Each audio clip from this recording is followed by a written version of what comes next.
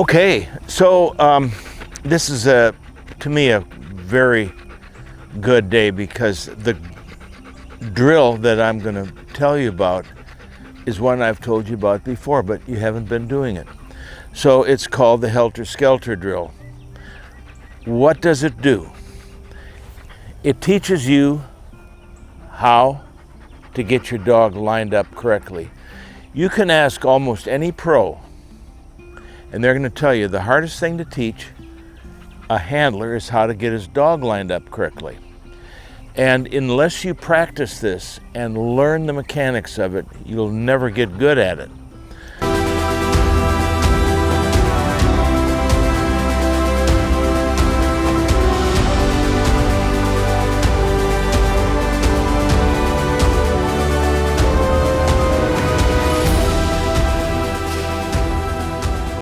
Once you've taught a dog to line well and correctly and straight, then the responsibility goes directly to you.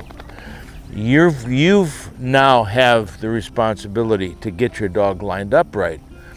I've sat both judging and in training behind hundreds, maybe thousands of handlers. And what I can tell you is mostly the dogs go where they're pointed, and a percentage of the time they're pointed in the wrong direction. So the deal is we've got to practice this to get good at it. One of the best ways is the HelterSkelter drill. What you want to remember doing this drill is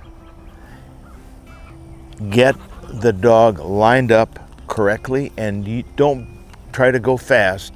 It's not a high pressure drill, it's not a collar drill, it's a teaching drill.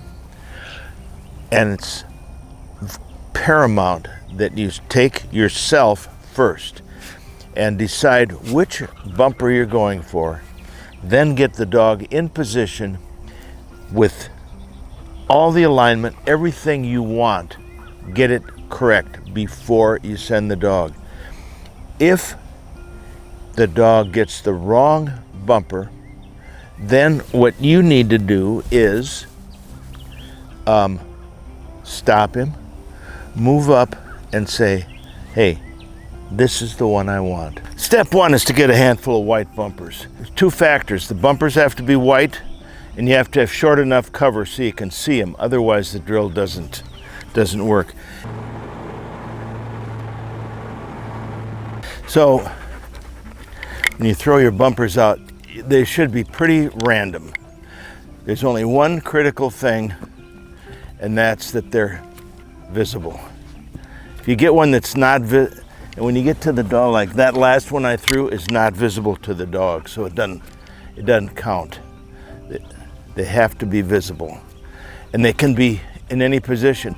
Now when you're first starting out, they can be wide, like there and there,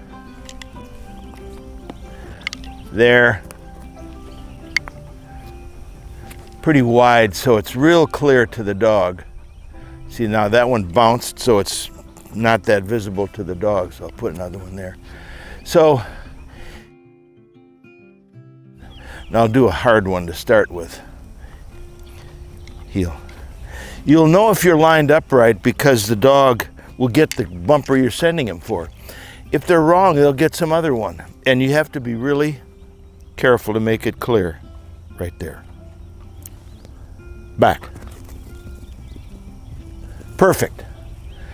So, and then you can move your line to create a certain situation. For instance, let's say that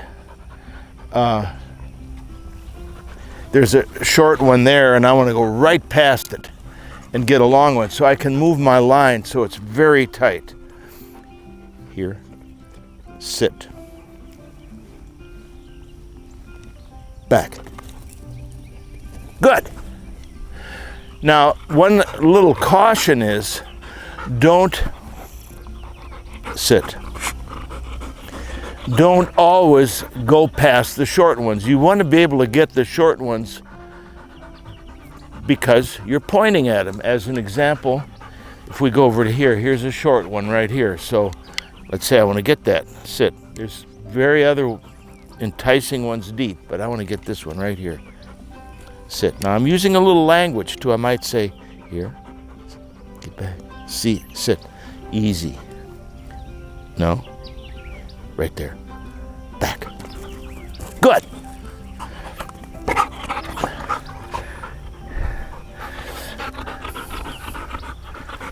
So you want to create situations. Now, if you have a two-sided dog, it's important to work from both sides. So, and another thing is you can rethrow, you can put one bumper out to create a situation. So that one I just threw, but maybe I want the one right next to it. Back. This will work beautifully if you have your dog lined up right. If he's not lined up right, you're going to get something you don't want.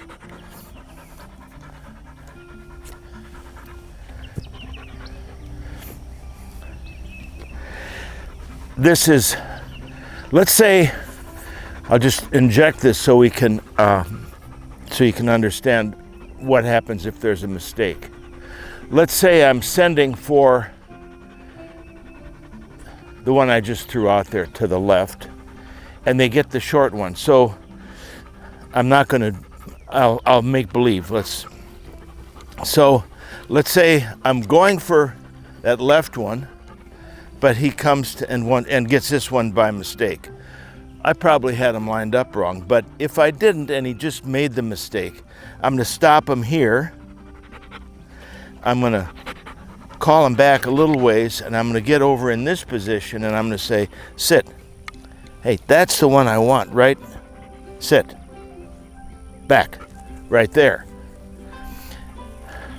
Make it clear. Do not put a lot of pressure on this, or the dog will be buggy. He won't really be able to focus on what you want.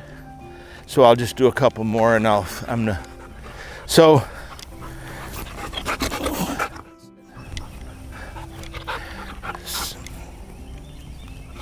sit.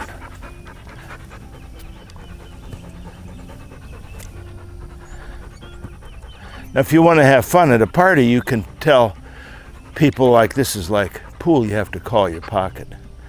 And with this dog, from right here, I can get any one of these bumpers. Why is that? Because I know how to get him lined up right, and because he goes where he's pointed, and we've practiced this many, many times. So it's not a big mystery. But if you really want a dog that takes a perfect initial line, that gives, and you want a drill that'll give you a chance to practice getting that alignment, this is it. Sit.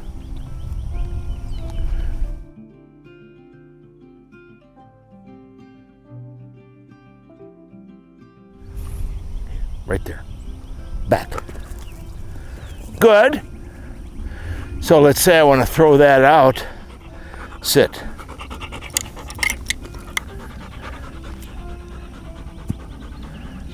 But I want the one right next to it. Here. Sit. Right there. Back. Good. Say I want to go back to the one I came from. Or let's say I want to get this little short one here. Sit. Let's say I want to skin past this little short one and get that deep one. So I want to position myself to get the situation I want. So I want to come very close to this little black and white one here and get the one right behind it. So I'm going to get lined up like this. Sit. And I'm looking at his spine, his head, his eyes. And when he's looking in the right place, I'm going to say, that's it. Right there. Back. Good. Okay. So, good boy. Sit.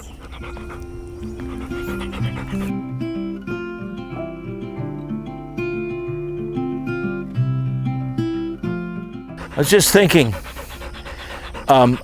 there's a couple really other details you should remember. Number one, you're using a certain language to tell the dog he's looking in the right place. So I say my personal cue, and you can dream up your own material, but my cue is right there. Or sometimes I'll say right there, or that's it. Those are two, and there's slight variations. I can't really explain what the difference is, but it's a, I'm thinking if it's a mark, I'm probably going to say, that's it, right there, ready, go. I have a little lingo. None of it means that much, but it's a communication to the dog. The dog understands my language between him and me. This drill is a place to work on it. Also, your alignment. One of the things that when you, and I'll use a tiny collar corrections, when you say that's it or right there, you don't want the dog to move a foot. You want him to stay sitting properly without moving. I've noticed plenty of dogs, as soon as you say anything, they take a step, and then you have to say here, and then you're creating a sequence you don't want. So once you say sit, then if you say here or whatever your way of communicating with the dog is, you don't want them to move their feet. They can move their head, they can adjust themselves, but their feet can't move. I've seen plenty of dogs, as soon as you utter one word, they move. It doesn't matter.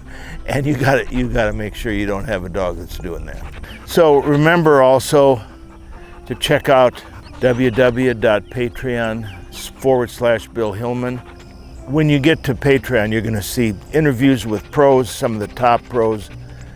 There's interviews with some of the best judges in the country that have judged nationals and have judged 100 all-age stakes.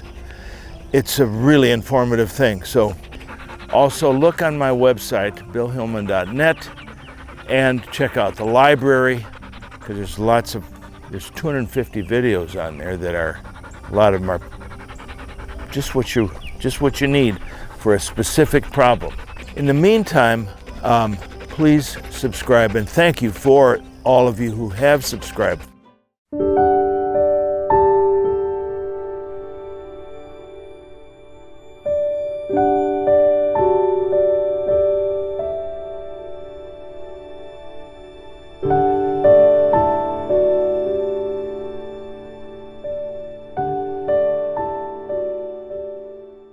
I will give you hidden treasures, riches stored in secret places, so that you may know that I am the Lord, the God of Israel, who summons you by name.